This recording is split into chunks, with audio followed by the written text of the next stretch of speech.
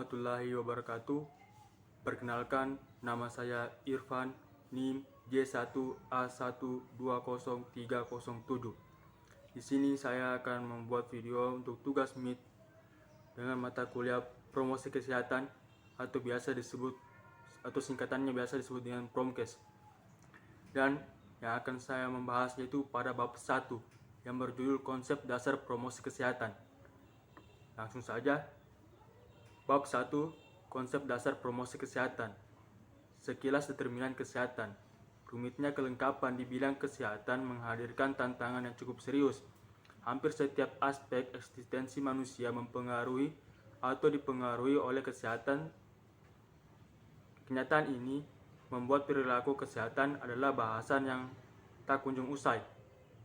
Mengingat bahwa hampir semua perilaku manusia berhubungan dengan kesehatan. Konsep belum menjelaskan penentu derajat kesehatan masyarakat dibagi menjadi 4 kategori besar, yaitu yang pertama genetika, 2 lingkungan, 3 pelayanan kesehatan, 4 perilaku. Kategori ini dapat digambarkan sebagai berikut. Yang pertama yaitu genetika. Sebagian besar ukuran tubuh seseorang dan kemampuan juga daya tahan penyakit mungkin disebabkan faktor genetik.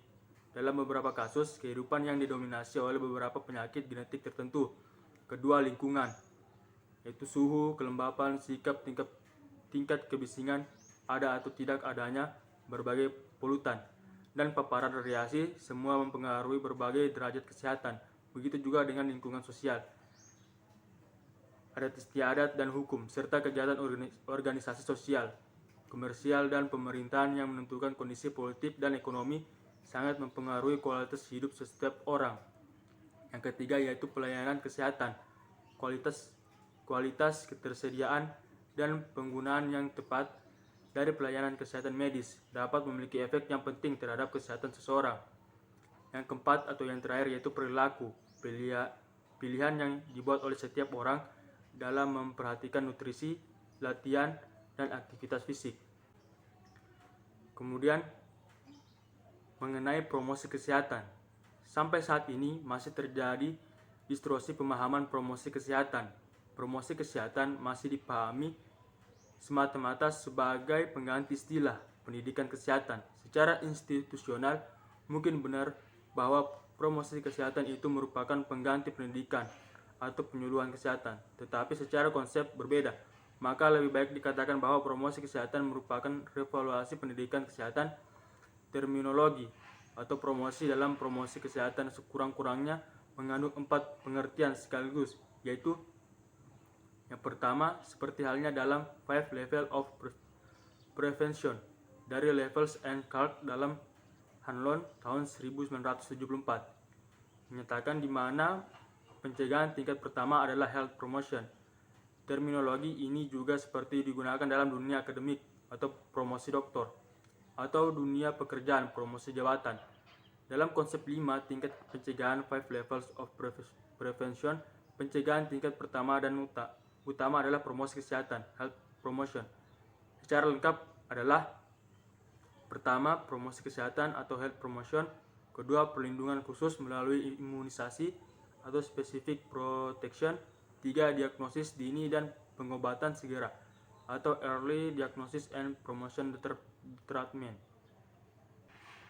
4, membatasi atau mengurangi kecacatan atau disability immunization; 5, pemulihan rehabilitation. Kemudian memasarkan atau menjual seperti yang berlaku di dunia bisnis, memasarkan atau menjual ide-ide kesehatan.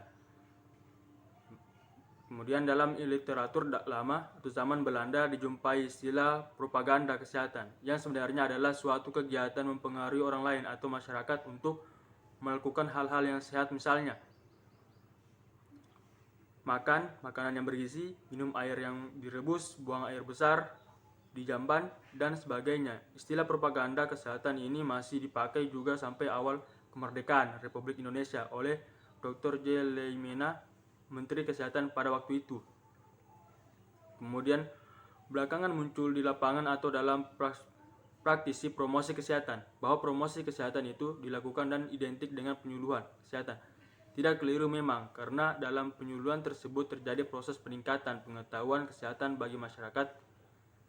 Dengan peningkatan pengetahuan tersebut, diharapkan akan berakibat terjadinya peningkatan sikap dan perilaku atau praktek hidup sehat. Demikian juga telah terjadi dalam penyuluhan promosi kesehatan tersebut. Terjadi penjual produk yang dimaksud di sini bukanlah produk komersial tetapi produk sosial.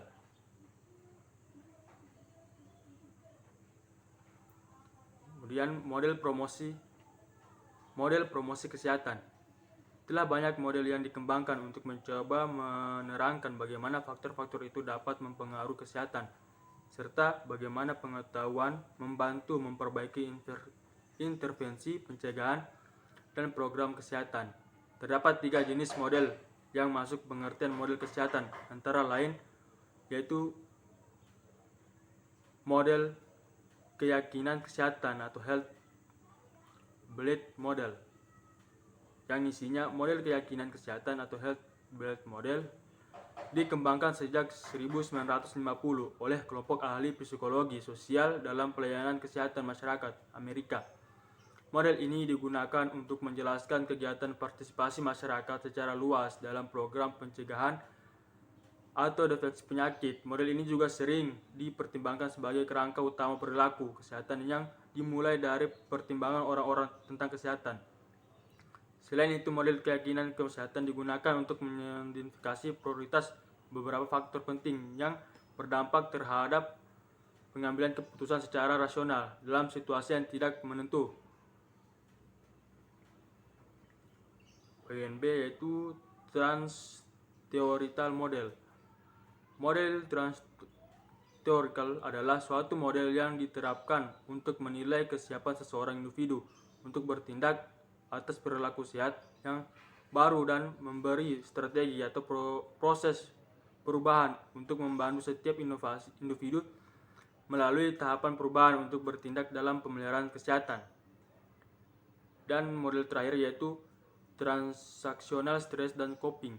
Stres adalah suatu kondisi atau keadaan tubuh yang terganggu karena tekanan psikologi. Biasanya stres dikaitkan bukan karena penyakit fisik, tetapi mengenai kejiwaan. Aplikasi ini berguna untuk promosi kesehatan dan pencegahan penyakit.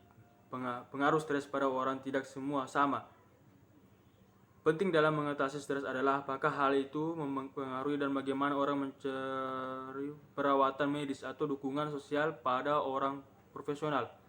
Untuk mengatasi stres, strategi berbasis coping dapat digunakan sebab penelitian yang memfasilitasi atau menghambat praktik-praktik gaya hidup. Kemudian, determinan sosial kesehatan dan praktik promosi kesehatan. Menurut teori Grant bahwa faktor perilaku ditentukan oleh 3 faktor. Pertama, faktor predisposis atau predisposing factori, yaitu faktor yang mempermudah atau memperdisposisi terjadinya perilaku seseorang, antara lain pengetahuan, sikap, keyakinan, kepercayaan, nilai-nilai, tradisi, dan sebagainya. Contohnya yaitu seorang ibu mau membawa anaknya ke posyandu untuk dilakukan penimbangan agar mengetahui pertumbuhannya. Tanpa adanya pengetahuan, ibu tersebut mungkin tidak akan membawa anaknya ke posyandu. Kedua, faktor pemungkin atau enabling factor, yaitu faktor yang memungkinkan atau yang memfasilitasi perilaku atau tindakan, antara lain prasarana, sarana, ketersediaan sumber daya manusia. Contohnya, kontriknya ketersediaan puskesmas, ketersediaan tong sampah, adanya tempat olahraga, dan sebagainya.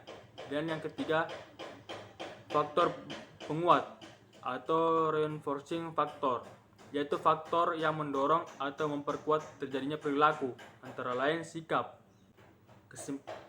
Kesimpulannya yaitu dengan adanya dasar promkes atau promosi kesehatan, kita dapat mengetahui beberapa hal dari derajat kesehatan masyarakat dan kategorinya, serta gambarannya dan sumber-sumber yang penting lainnya.